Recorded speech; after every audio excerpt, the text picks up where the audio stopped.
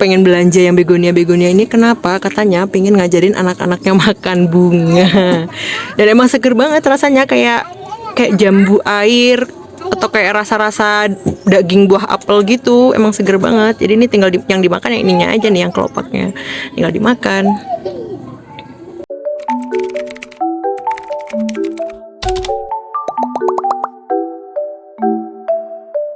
Sama ada tanaman telang. Kalau telang itu kan dia warnanya biru, kadang juga agak ungu gitu juga ada.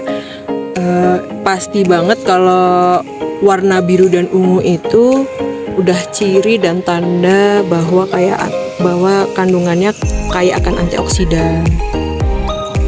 Antioksidan yang pasti ya bisa menghempas segala radikal bebas dalam tubuh ya. Jadi tanaman-tanaman atau buah yang emang warnanya biru ungu itu udah pasti ciri khas dari kaya akan antioksidan.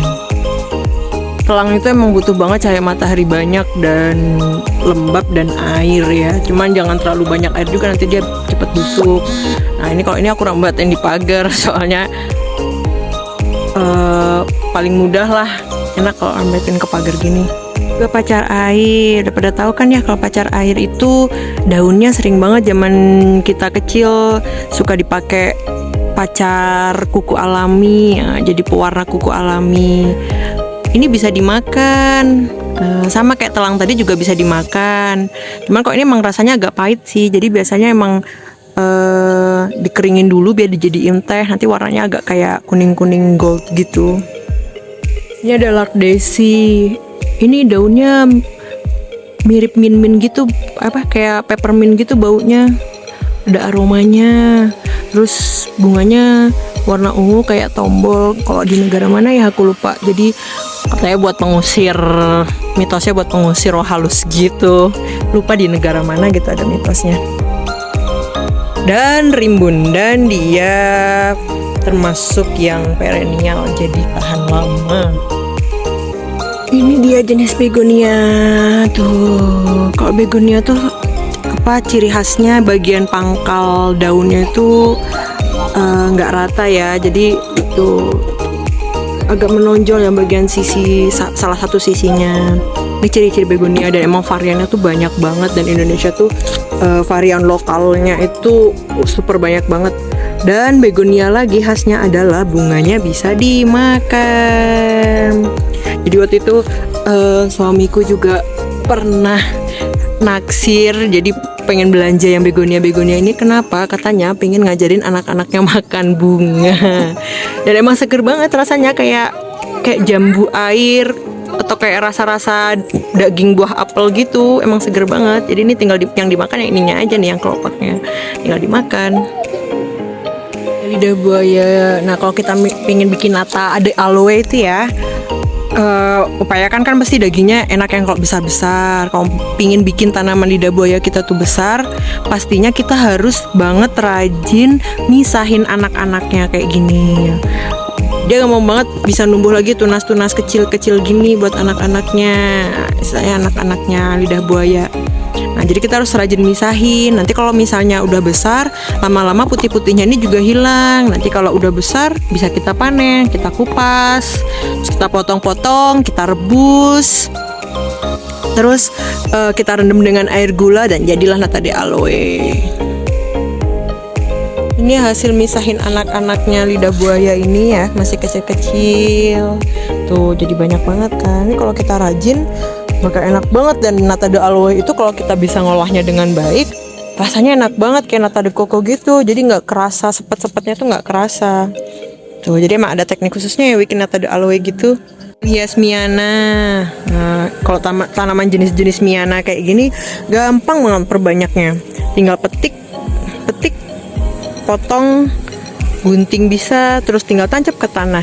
Nah, pastiin kalau misalnya kita metik itu ada bagian cabang yang kita tinggalin. Misalnya ini ada bagian cabang daunnya kan, berarti kita bisa metik bagian sini. Nanti ini bisa jadi akarnya, atau ini juga bisa sih. Ini nanti juga bisa jadi akarnya. Cuman lebih cepat kalau bagian ini yang nanti kita tanam dekat akarnya gitu. Atau nanti juga bisa tumbuh tunas daun baru. polkadot. Jadi dia kalau misalnya subur, warnanya bentol-bentolnya ini warna pink. Nah, kalau misalnya tanahnya kering, daunnya jadi agak warna kecoklatan, terus putih-putihnya ini polkadotnya ini malah jadi warna putih nanti. Jadi emang dia tergantung kelihatan ya, bisa kelihatan dia hidup subur apa enggak, itu dari warnanya ini bisa berubah. Itu nanam kenikir di sini kan, ada yang tumbuh, terus bijinya nggak aku ambilin, akhirnya jatuh-jatuh, dan emang kenikir jenis kosmos oranye, kosmos pink itu gampang banget tumbuhnya. Lihat nih calon-calon kenikir baru nih, wah banyak banget. Nah tumbuhnya bisa jadi lebat juga nih. Ini jenis kenikir atau kosmos oranye. Nah biasanya dia suka jadi yellow trap buat para pengganggu tanaman, jadi kayak hama-hama belalang atau ulet. Biasanya ini jadi yellow trap. Mereka suka cari yang cerah-cerah kan, terus berhenti di sini, dia makan di sini, bertelur di sini. Yang sebenarnya daun-daunnya yang pahit ini ternyata jadi racun buat mereka gitu. Nah, makanya kenapa di sawah itu kalau di Jawa Tengah banyak banget tanaman-tanaman kenikir yang emang dia sebagai jebakan para hama gitu sepanjang jalan sawah. Jadi dia cukup untuk membantu secara alami dan emang dari alam gitu kan, natural, cara menangkap hewan-hewan supaya tidak mengganggu tanaman yang kita sedang tanam. Ini benih-benihnya nih, ini bunga yang udah tua, udah ini jadi buah-buahnya. Ini gampang banget tumbuhnya. Jadi kalau misalnya dia jatuh sendiri pun bakal tumbuh. Tuh, kita jatuhin aja. Nanti lama-lama dia juga bakal tumbuh di selanjutnya. Jadi kalaupun ini mati, kesannya dia nggak mati karena bakal ada tumbuhan baru lagi dari biji-bijinya yang jatuh dan gampang tumbuh ini. Kalau di literatur sih sekitar 80-90% kalau jenis-jenis tanaman seperti ini untuk kemungkinan tumbuhnya. Warna oranye gini ya.